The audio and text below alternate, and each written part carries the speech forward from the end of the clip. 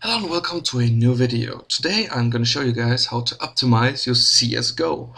Many people saw my my little clip and were wondered how I could actually fraps without any lags and stuff. So now I'm going to show you more or less how I did that. For this purpose I'm actually using my laptop because I think I can't really optimize much on my PC since it's pretty much high end. I mean, you won't see a big difference or something like that, so that's why I'm going to show it on my laptop. My laptop does, as you can see, well, it barely is like the minimum. Some stuff which I want to show you is the hardware. I got a Intel Mobile Core Duo P7550 and a ATI Mobility Radeon 4650. And yeah, the thing you want to do is actually take your battery settings if you got a laptop and not let it be controlled by something or anything like that, or this will actually happen. Like as you may have seen here, the core speed gets down and stuff like that, which is not really good for gaming, as you may have figured.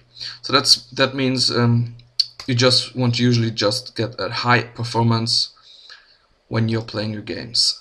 And if you did that, then I would recommend you guys to open up your Steam, go to library, and when you right click on your game you have these options, and you want to go to properties, and then set launch options. So I'll explain this a bit so you guys understand this. Heap size basically allows the game to use more RAM. I think the standard is about 768, something like that.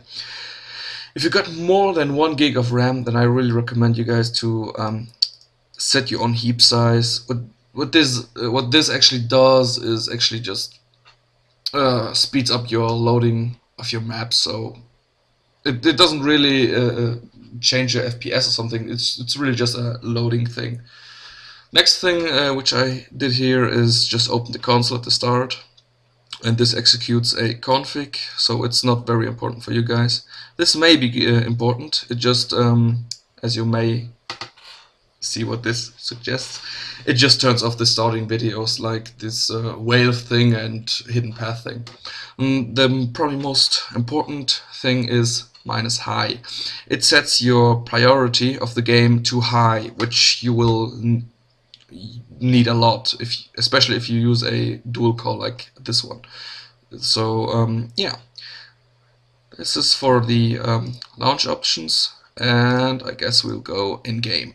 And I have to cut this video on this because yeah, if I go in game it still records desktop, so just to know that.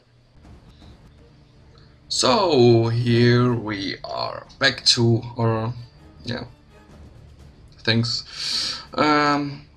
Yeah, the important settings you want to make are actually well, first of all you go on options, then on video settings, and you want to set your widescreen, if you can select widescreen 16 by 9, then you really have to almost. I'll maybe explain on another video if you want to know why.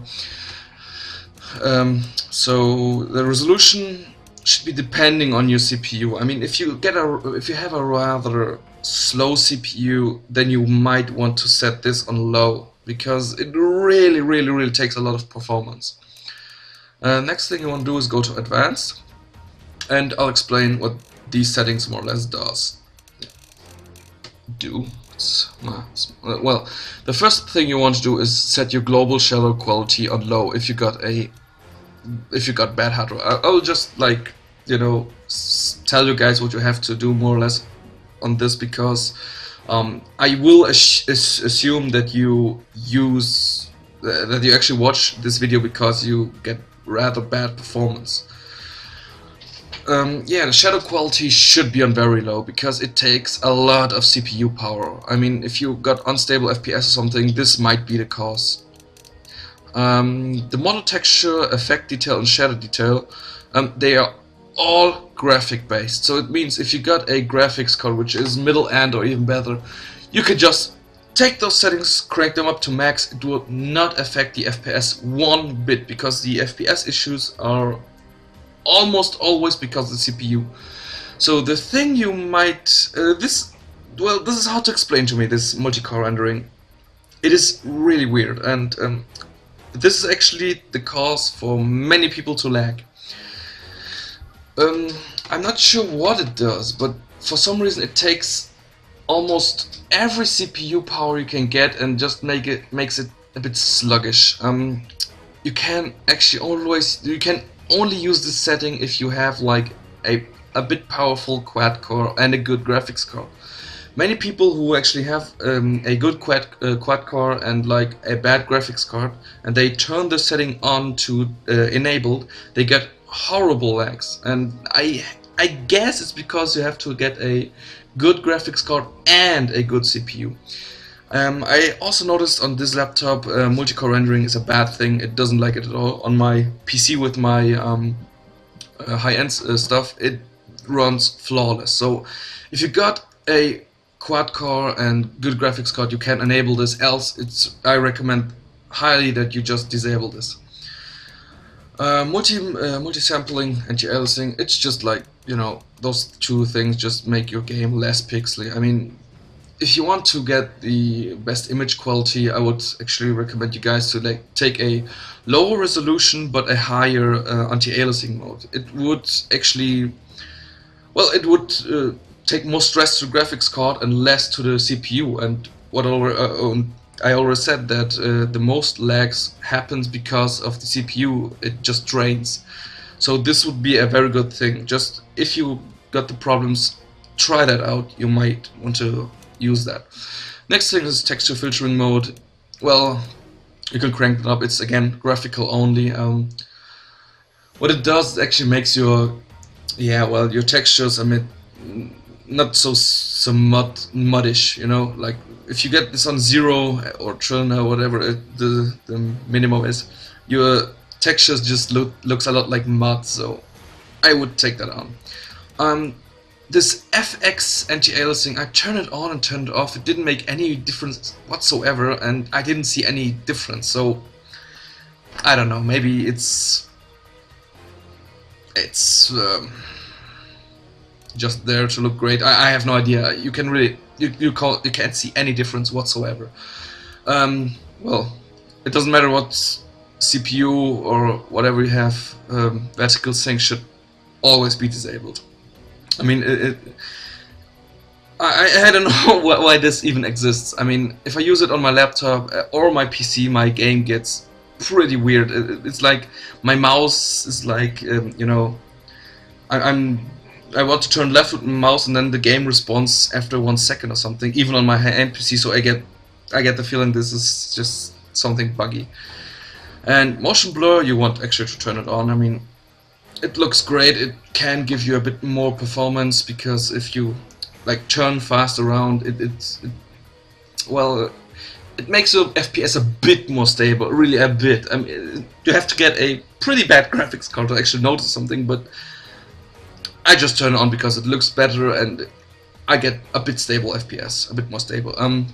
Last thing, page pool memory available.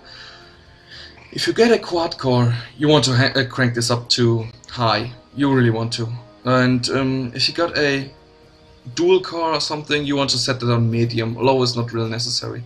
What it does is actually it allows the game to take more of the cage you have on your CPU. And if you take too much from a dual core, it's just like, I don't know if it's always the case, but on this laptop it's like it takes all the cage and then the game gets not quite laggy, but it gets a bit sluggish. I mean, it's like faster and slower, fast and slow. So it's a bit weird. I would not recommend to put this on high if you get a dual core. Always use it on quad cores. So yeah, if you found your perfect settings, then you can go in game, and normally you just have to open your console and just write FPS max whatever. I mean, I always make 60, but it doesn't save for some reason. And yeah, the next thing to actually see how much FPS you have is show FPS 1. Then you can see how many FPS you have. And yeah, it's on about 40 because I record with 40 FPS with fraps. I do not want to have a huge video file. That's the reason. So yeah, I hope you guys enjoyed this video. I hope it helped you. If you got questions like, does my hardware, can I play this game or something, you can write them to me, but I can't assure you 100% it will be true. I'm not sure because it's really hard to tell since this game is not fully finished yet. It's even though they said it would be like the full version, this is still a beta. I mean, you can say whatever you want. This is not finished, so I assume the performance will get better as soon as the new updates will come out. But so far, for the performance, I'm quite happy with it because I can play it on my laptop and my PC yet. So yeah, I hope you guys enjoyed this, and yeah, I guess I'll see you guys in the next video. Bye!